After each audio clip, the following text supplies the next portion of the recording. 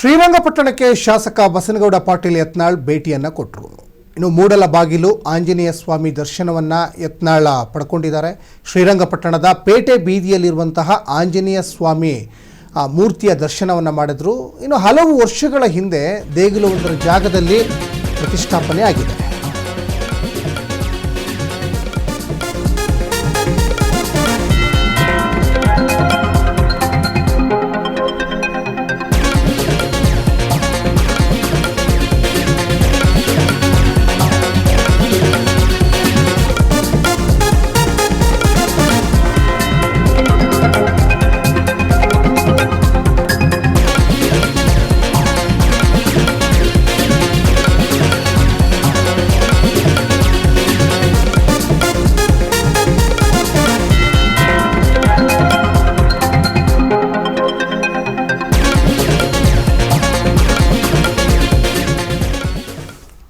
ಬಸನಗೌಡ ಪಾಟೀಲ್ ಯತ್ನಾಳ್ ಇವತ್ತು ದೇಗುಲಕ್ಕೆ ಭೇಟಿಯನ್ನು ಕೊಟ್ಟರು.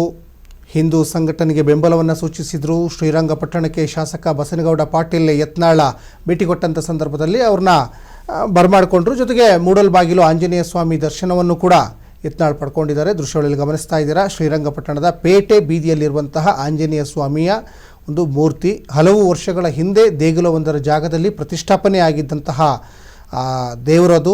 ಆಂಜನೇಯನ ದರ್ಶನವನ್ನು ಪಡೆದು ವಿಶೇಷ ಪೂಜೆಯನ್ನು ಕೂಡ ಯತ್ನಾಳ್ ಸಲ್ಲಿಸಿದ್ದಾರೆ. ದೃಶ್ಯಗಳಲ್ಲಿ ಕೂಡ ಗಮನಿಸ್ತಾ ಇದ್ದೀರಾ. ಆಂಜನೇಯ ಸ್ವಾಮಿಯನ್ನು ಮೂಲ ಸ್ಥಾನದಲ್ಲಿ ಪುನರ್ ಪ್ರತಿಷ್ಠಾಪನೆಗೂ ಈಗ ಒತ್ತಾಯ ಮಾಡ್ತಾ ಇದ್ದಾರೆ. ಪ್ರತಿ ವರ್ಷ ಹಿಂದೂ ಸಂಘಟನೆಗಳಿಂದ ನಡೀತಾ ಇರುವಂತಹ ಹೋರಾಟ ಅಂದರೆ ಮೂಲ ದೇವರ ಒಂದು ಮೂರ್ತಿ ಏನಿದೆಯಲ್ಲ ಹಂಗೆ ನೋಡಲಿಕ್ಕೆ ಇಷ್ಟಪಡ್ತಾರೆ.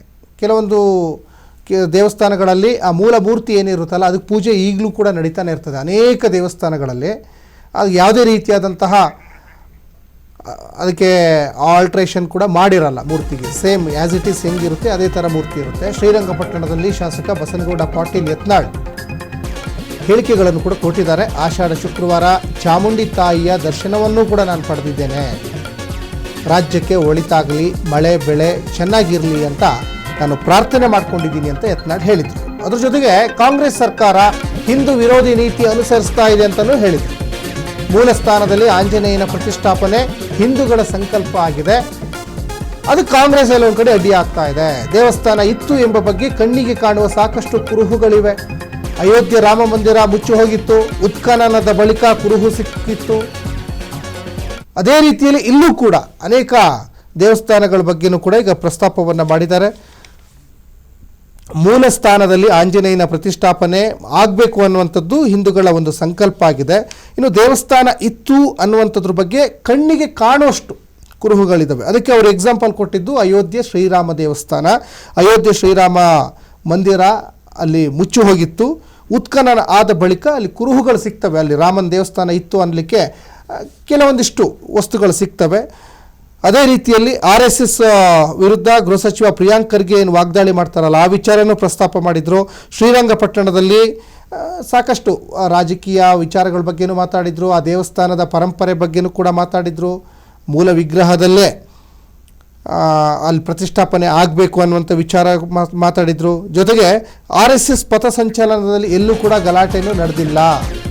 ಇದು ಪ್ರಿಯಾಂಕ್ ಖರ್ಗೆ ಅವರ ವಿರುದ್ಧವಾಗಿ ವಾಗ್ದಾಳಿ ನಡೆಸಿದಂಥ ಸಂದರ್ಭದಲ್ಲಿ ಶ್ರೀರಂಗಪಟ್ಟಣದಲ್ಲಿ ಶಾಸಕ ಬಸನಗೌಡ ಪಾಟೀಲ್ ಯತ್ನಾಳ್ ಕೊಟ್ಟಿರುವಂತಹ ಪ್ರತಿಕ್ರಿಯೆ ಇದು. RSS ಪಥಸಂಚಲನದಲ್ಲಿ ಎಲ್ಲೂ ಕೂಡ ಗಲಾಟೆ ಆಗಿಲ್ಲ. ಅಂದರೆ 100 ವರ್ಷ ಆಯಿತು, ಅನೇಕ ಶಾಖೆಗಳಿದ್ದಾವೆ. ಹಿಂದೂಗಳ ಸಹಿಷ್ಣುತೆಯಿಂದಲೇ ಅವರೆಲ್ಲ ಜೀವಂತ ಇದ್ದಾರೆ. ಹಿಂದೂಗಳು RSS ದೇಶ ಕೂಡಿಸುವಂತಹ ಕೆಲಸ ಮಾಡಿದೆ.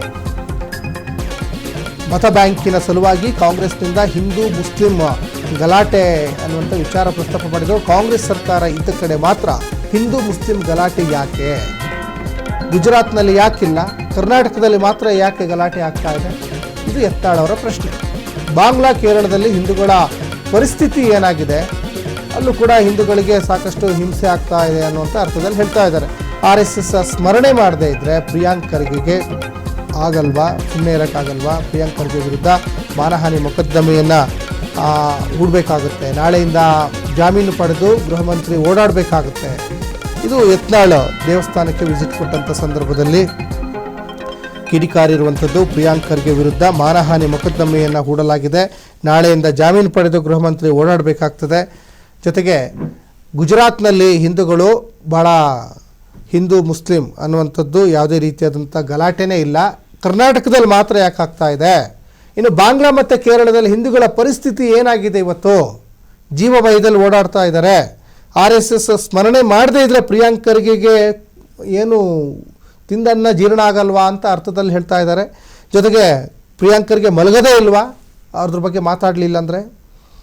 ಹಾಗಾಗಿ ಪ್ರಿಯಾಂಕ್ ಖರ್ಗೆ RSS ಬಗ್ಗೆ ಮಾತಾಡಿ ಈಗ ಮೊಕದ್ದಮೆ ಹೂಡಲಾಗಿದೆ. ನಾಳೆಯಿಂದ ಜಾಮೀನು ಪಡೆದು ಗೃಹ ಮಂತ್ರಿ ಓಡಾಡಬೇಕಾಗ್ತದೆ ಅಂತ ಹೇಳ್ತಾ ಇದ್ರು. ಈಗಿನ BJP ರಾಜ್ಯದಲ್ಲಿ ವಿರೋಧ ಪಕ್ಷವಾಗಿ ಕೆಲಸ ಮಾಡ್ತಾ ಇಲ್ಲ. ತಮ್ಮ ಪಕ್ಷದ ಬಗ್ಗೆನೂ ಮಾತಾಡಿದ್ದಾರೆ. ಶ್ರೀರಂಗಪಟ್ಟಣದಲ್ಲಿ ಶಾಸಕ ಬಸನಗೌಡ ಪಾಟೀಲ್ ಯತ್ನಾಳ್ BJP ಕಾಂಗ್ರೆಸ್ ಹೋಲ್ಸೇಲ್ ಆಗಿ ಯಾರ್ಯಾರಿಗೆ ಏನೇನು ಸ್ಟೇಟ್ಮೆಂಟ್ ಕೊಡಬೇಕು ಎಲ್ಲ ಕೊಟ್ಟಿದ್ದಾರೆ. ಜೊತೆಗೆ ಟೌನ್ಶಿಪ್ ವಿರುದ್ಧ ದೊಡ್ಡ ಆಂದೋಲನ ಆಗ್ತಾ ಇದೆ. ಆಂದೋಲನದ ಬಳಿಕ ಬಿಡದಿ ಹೋರಾಟಕ್ಕೆ BJPಗರು ಹೋಗಿದ್ದಾರೆ. ವಿಜಯೇಂದ್ರನನ್ನು ಕೆಳಗಿಳಿಸುವ ಆಂದೋಲನ ಈಗ ಪ್ರಾರಂಭವಾಗಿದೆ. ನೋಡಿ, ಅವರು ನೇರವಾಗಿ ಮಾತಾಡ್ತಾರೆ, ಓಪನ್ ಸ್ಟೇಟ್ಮೆಂಟ್ ಕೊಡ್ತಾರೆ. ಎಲ್ಲ ಆಂದೋಲನಗಳು ಪ್ರಾರಂಭದಲ್ಲೇ ಫಲ ಕೊಡಲ್ಲ. ಯಡಿಯೂರಪ್ಪ ಕೆಳಗಿಳಿಸ್ತೀವಿ ಎಂದಿದ್ವು, ಇಳಿಸಿದ್ವಿ. ಯಡಿಯೂರಪ್ಪನ ಈ ಹಿಂದೆನೇ ಹೇಳಿದ್ರು ಅವ್ರು ಇಳಿಸ್ತೀವಿ ಅಂತ. ಅದೇ ರೀತಿ ಇಳಿಸಿದ್ದೀವಿ. ನಾಯಕತ್ವ ಬದಲಾದ ಬಳಿಕ BJP ಸೇರ್ಪಡೆ ಅಥವಾ ಹೊಸ ಪಕ್ಷ ಕಟ್ಟುವ ಆಲೋಚನೆ ಇದೆ ಅಂತಲೂ ಹೇಳ್ತಾ ಇದ್ರು. ಶ್ರೀರಂಗಪಟ್ಟಣದಲ್ಲಿ ಶಾಸಕ ಬಸನಗೌಡ ಪಾಟೀಲ್ ಯತ್ನಾಳ್ ಹೇಳಿಕೆಯನ್ನು ಕೊಟ್ಟಿರುವಂಥದ್ದು. ಹೊಸ ಪಕ್ಷ ಕಟ್ಟಬೇಕು ಅನ್ನುವಂಥ ಆಲೋಚನೆ ಯಾವಾಗ ಬಂತು ಅಂದರೆ ಅವ್ರ ಪಕ್ಷದಿಂದ ಉಚ್ಚಾಟನೆ ಆದ್ರಲ್ಲ 6 ವರ್ಷಗಳ ಕಾಲ, ಆ ಸಂಬಂಧ ಅವ್ರು ಹೊಸ ಪಕ್ಷ ಕಟ್ತೀವಿ ಅಂತ ಹೇಳ್ತಾ ಇದ್ರು. ಪಕ್ಷ ಕಟ್ಟೋದು ಖಚಿತ, ಗೆಲ್ಲೋದು ನಿಶ್ಚಿತ ಅಂತಲೇ ಅವರು ಸ್ಟೇಟ್ಮೆಂಟನ್ನು ಕೊಟ್ಬಿಟ್ಟಿದ್ರು ಈ ಹಿಂದೆ. ಅದಾದಮೇಲೆ BJP ಅವ್ರನ್ನ ವಾಪಸ್ ಪಕ್ಷಕ್ಕೆ ಕರೆತರಬೇಕು ಅನ್ನುವಂಥ ಚಿಂತನೆ ಕೂಡ ಈಗ ನಡೆಸ್ತಾ ಇದೆ ಅಂತಲೂ ಕೂಡ ಗೊತ್ತಾಗ್ತಾ ಇದೆ. 2028ರ ಚುನಾವಣೆಗೆ ಸಾಕಷ್ಟು ಬಲಿಷ್ಠ ನಾಯಕರ ಒಂದು ಅವಶ್ಯಕತೆ BJP ಪಕ್ಷಕ್ಕಿದೆ. ರಾಜ್ಯ BJP ಪಕ್ಷಕ್ಕೆ 100% ಸಾಕಷ್ಟು ಜನ ಇವಾಗ BJPಗರು ಬೇಕಾಗಿದೆ. KS ಈಶ್ವರಪ್ಪ ಇರ್ಬೋದು, ಬಸನಗೌಡ ಪಾಟೀಲ್ ಯತ್ನಾಳ್ ಇರ್ಬೋದು, ಹೀಗೆ ಅನೇಕ ನಾಯಕರನ್ನು ಅಗೇನ್ BJP ಪಕ್ಷಕ್ಕೆ ಕರೆತರುವಂತಹ ನಿಟ್ಟಿನಲ್ಲೂ ಈಗ ಚಿಂತನೆ ಮಾಡಲಾಗ್ತಾ ಇದೆ ಅಂತ ಗೊತ್ತಾಗ್ತಾ ಇದೆ. ಒಟ್ಟಿನಲ್ಲಿ ಇವತ್ತು ದೇವಸ್ಥಾನಕ್ಕೆ ಭೇಟಿ ಕೊಟ್ಟಂಥ ಸಂದರ್ಭದಲ್ಲಿ BJP ಕಾಂಗ್ರೆಸ್ ಲೀಡ್ರಿಗೆ ಮುಖದಲ್ಲಿ ಬೆವರಿಳಿಸಿದಂತೂ ಸತ್ಯ ಯತ್ನಾಳ್. ಜೊತೆಗೆ ದೇವಸ್ಥಾನದ ಬಗ್ಗೆ, ಹಿಂದೂ ಮುಸ್ಲಿಂ ಗಲಾಟೆ ಬಗ್ಗೆಯೂ ಕೂಡ ಪ್ರಸ್ತಾಪವನ್ನು ಮಾಡಿದರು.